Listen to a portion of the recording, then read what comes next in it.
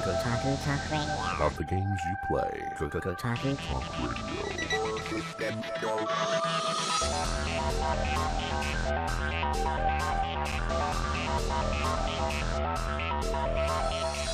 Okay, is it just me, or am I really the only one who dances to that music? It's probably just me. You are listening to Kotaku Talk Radio, and this is Brian Crescenti. You're joining me live from Denver, and we have Stephen Totillo live in New York City in CBS Studios. Totillo, are you there? I am here. I almost didn't make it to the podcast, though, this week.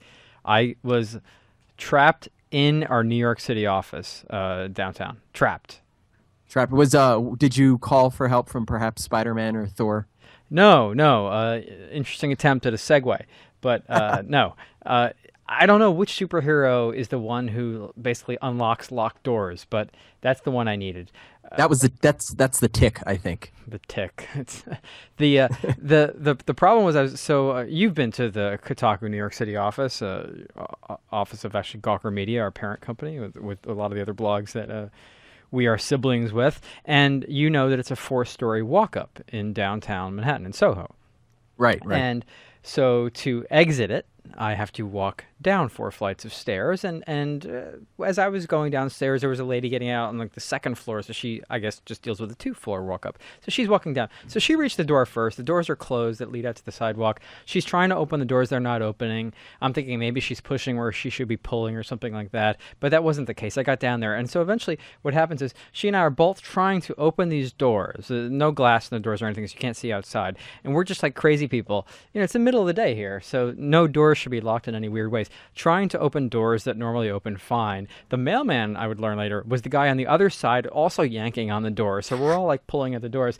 And then we could tell that there was just this screw coming out from the door jamb or whatever you call it, sticking out kind of loose into the other part of the door, creating like a new little like bolt, like bolting the 2 doors together. And so then the lady was trying to sort of shimmy her credit card in between to push the screw back. But there was about a minute and a half there, Brian, where I thought that I was going to have to jump out a window in order to make it to Kotaku Talk Radio.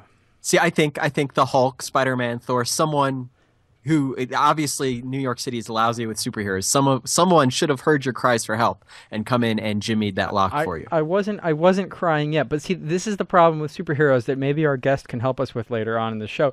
But they're very good at property damage, not very good at repair. I mean, Marvel did have the damage control group. My brother got that miniseries when we were kids, and they apparently were the folks who would come to the scene of the superhero fight when the superhero and supervillain were gone, and they would repair the buildings and whatnot. But I got to tell you, if this was a real life situation and the Hulk could have come and smashed the door down, I'm thinking I would have been worried that the powers that be at our company would have been mad at me and would have made me pay for fixing the door. Totillo smash. Yeah, that's how it works in real life. Like, the Hulk isn't going to pay you. He's not going to be like, oh, and here's a few bucks for the door. Hulk has prior engagement. Exactly. I mean, he does those pants. He could probably fit some change in those purple shorts he wears. Do you like, pants. By the way, my Hulk imitation? Was that awesome? I was trying to not acknowledge it. So this week's big news was last week's big news to me, which was I spent almost a week in Hawaii. By the way, on our own dime, we paid for our trip out there. We paid for the hotel. We paid for the taxi to and from. Is that why you took a rowboat out there? That's exactly why I was sea kayaking. I actually sea kayaked to Hawaii. That's very impressive. So yeah, watch out for sharks. Totally. This is a non sequitur, but there was some woman, wasn't it last week, that actually did row across the Atlantic or the Pacific? Am I right about this? I don't know, and while it's impressive, very different oceans, very different. Whatever. Different. One of them. They all, at some point, they all connect. So they do. It's a lie to say they're different oceans. Good for her. Good for her. But anyway, so Captivate, which is Capcom's annual big event where they try to show off their biggest things for the coming year, was held in Hawaii, in Waikiki, last week. I was distracted by my own pronunciation of Waikiki, sorry. Why Hawaii? Why were they in Hawaii? What was there? Are they making a hula game?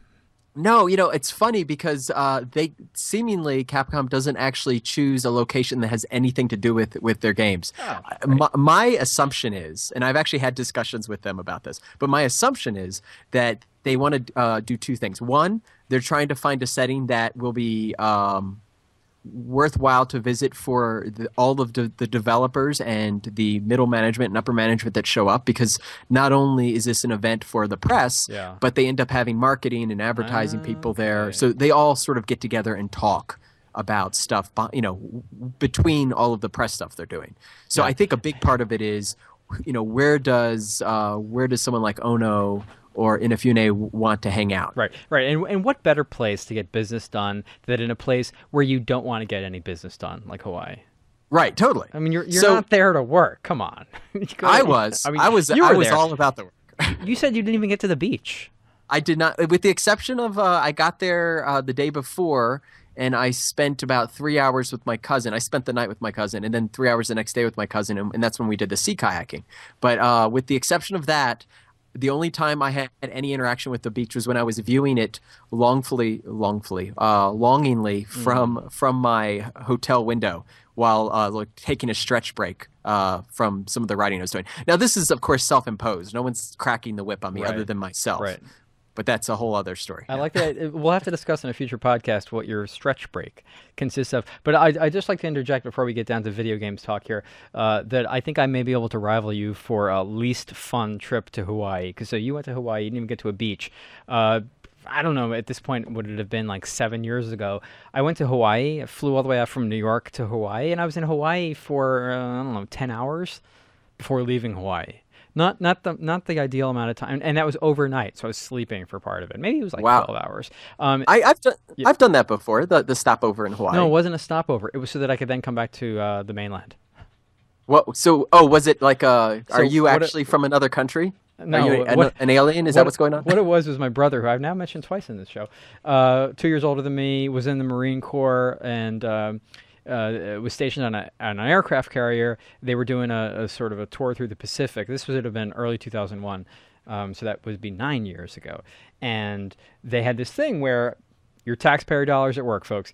They could bring out family or friends to sail the final leg of their Pacific journey back to their base at Camp Pendleton, right off the coast of San Diego. So he was doing, the good things that the Marines were hopefully doing out in the Pacific for many months. And then I flew out, got on his carrier at Pearl Harbor, and then we sailed out of Pearl Harbor. And for 7 days, I bunked with him in his aircraft carrier as we sailed our way back to Camp Pendleton, San Diego.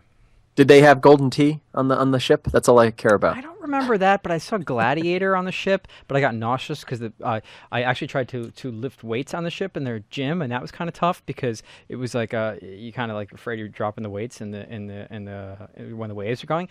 And just to show off, again, your tax dollars at work. At one point, they allowed us to fire a machine gun. The only time I've ever fired an M16. Fired it into the ocean. And then they had a helicopter take off from the carrier and fire some rockets into the water, just to show us what they do there. I steered the ship, too, a little bit. Nuclear carrier. Nice. And you didn't kill anybody that you're admitting of. I didn't hit any other ships.